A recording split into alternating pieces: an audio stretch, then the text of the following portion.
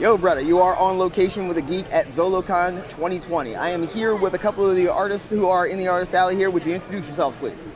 Hello, my name is Tim Morris. I'm the creator and author of Column, Volume 1, the Column series. It's a full-color graphic novel series about some girls who drive a tank in World War III. It's an action comedy, it's action-packed, explosions, it's kind of cute. I'm the author. I also handle the writing for the audio component. It's a multimedia experience. There's audio logs and stuff like that, and I'm sure we'll get into that later. And this guy. Hi, I'm Mike, and I added a little bit of writing, but I mostly helped edit the column, and I was the I don't even know what to call myself. I handled most of the audio portion and made some music for it. Now, this comic here, what inspired it? We both love video games, action movies. We were really into anime, particularly when this was coming out, and we kind of wanted to kind of combine that whole feeling into one project, and this is what we ended up with. We had previously worked on other projects, for me in particular, from other independent creators that were actually video games, but they fell through, and because I wasn't the captain of the ship, and sometimes stuff just happens and there's nothing we can do about it. So this one was basically Mike and I saying, okay, we're going to be in charge of it. We're going to see it through the end. So it took 5 years to get to this point, and it was a really tough road, but we actually saw it through. We have a printed book, and that's kind of what took us here. So very cool, very cool. Now, you said that you do a lot of the writing. Who does the art? The main artist's name who did the cover and the interiors of the book, his name is Ben Harvey. He's a Philadelphia local. He's very talented, very good, and he's in high demand, to say the least. So, Ben Harvey, he's the main artist. Okay. How did you two meet? How did you two start working together on the video game projects, for example? Well, we've been best friends since at least high school, I would say, right? Yeah. So we've known each other for longer than we haven't known each other, and he's a talented musician, and he just happened to he would hear about, because we share everything, so like I would tell him the projects and stuff I was working on. He got roped in as a musician on one of the projects, so we got to see kind of the inner workings, and just that fell apart, and then we just thought like, hey, we have talent of sort, and let's make our own thing. So that's really what I guess that's how we started working together. But we've always done little projects together. We did some machinima and shouts out machinima.com. Yeah, they're still running. Who knows? They still there? Well, I just signed with College Humor. Is that all right? Are we okay with that? Oh man! Now you were saying that there's an audio component, an online component to this comic as well. Could you tell us more about that? So that is one of the things that makes us super unique, at least in the West.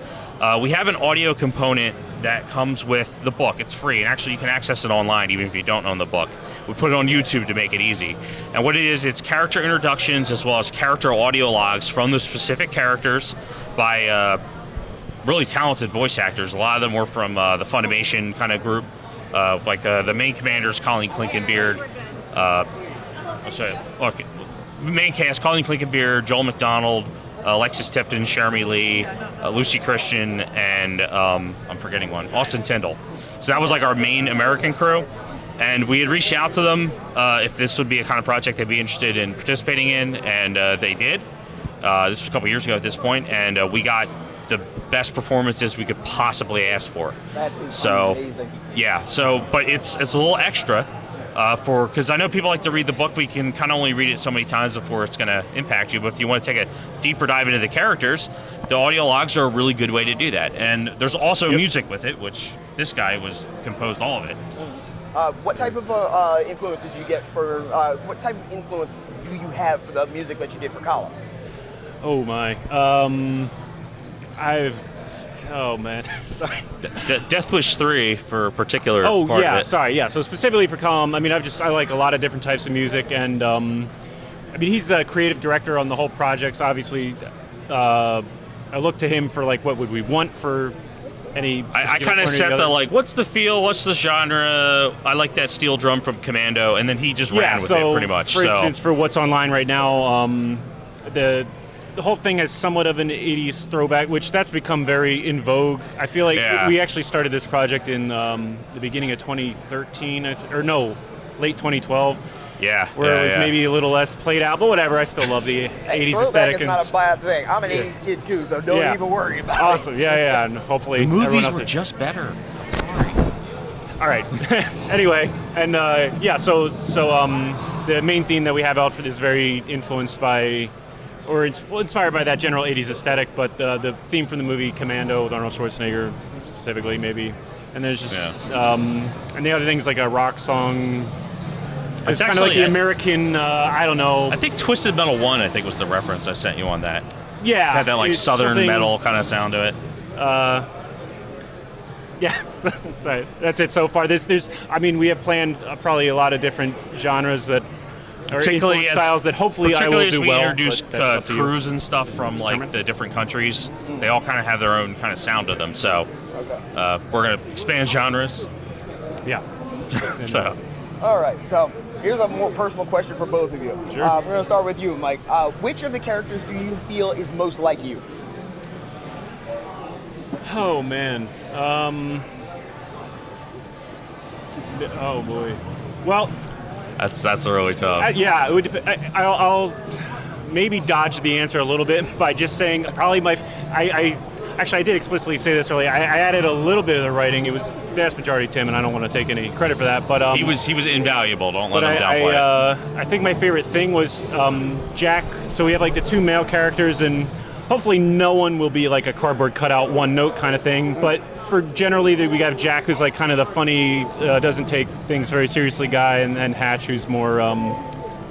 Not a jackass. Have you seen Psych? There was definitely some Psych inspiration for Sean and Gus, and the analog would be basically Jack's Sean and Hatch's Gus. Gotcha. And so I'd say Jack.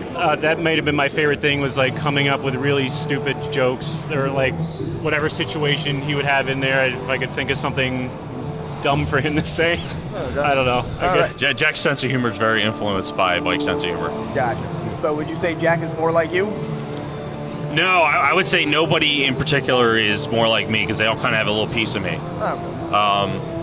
I'm not as outgoing as Jack. I'm not as competent as Hatch is.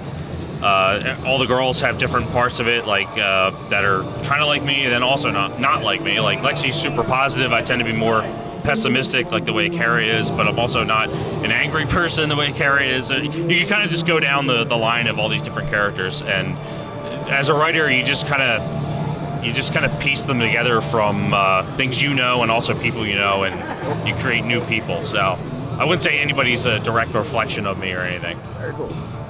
Do you have any advice for somebody who wants to work in comics or work on any type of animation? Animation, I don't really have advice other than if you are enjoying the process, even if you're not fantastic at it, if you really love the basically the hard nosed work, keep at it. Just keep doing it, because it's only time, and the people who are victors in that essentially are just the ones who don't give up. As a writer, I would say organization is good. If you're writing comics, keep in mind about half of what you write has to be cut, because it's a visual storytelling medium, and you don't have to cover action with movement. Because I have a screenplay background, so there's a lot of like dialogue that I cut from this, because the panel that just holds, tells the emotion and the story, as opposed to like in a film where you might have to have dialogue covering action. It's its own skill. Keep at it. Don't be afraid to write stuff that's terrible. I know there's this kind of like cringy fan fiction that is sort of I want to say stereotypical of like young writers. That's fine, because 90% of everything you write is terrible, and it's that 10% that's the cream at the top that might be passable, and you can't have that 10% without that 90%. So I have notebooks full of things probably embarrassing if I went back and read them, but I basically, from doing that's the hard work to be able to get something that people actually enjoy, like in column in this case. That's what I would say. Just keep at it, and it's not going to be sunshine and rainbows. So just hope you enjoy the process. Would you like to plug your social media? Any information that you might want the brothers and sisters to have so that they can find more about Column and be able to purchase the book? There is our Twitter, which is Raw Blink Prod. If you just search Column Volume 1, you'll be able to find us there. That we're probably most active because it's really easy to update. On Facebook, it would be facebook.com/column series, and that's the official Facebook page for the book.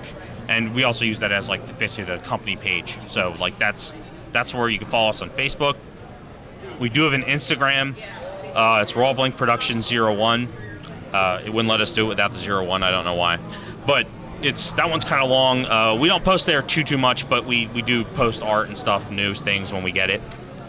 We're hoping to be even more active this year than we were last year.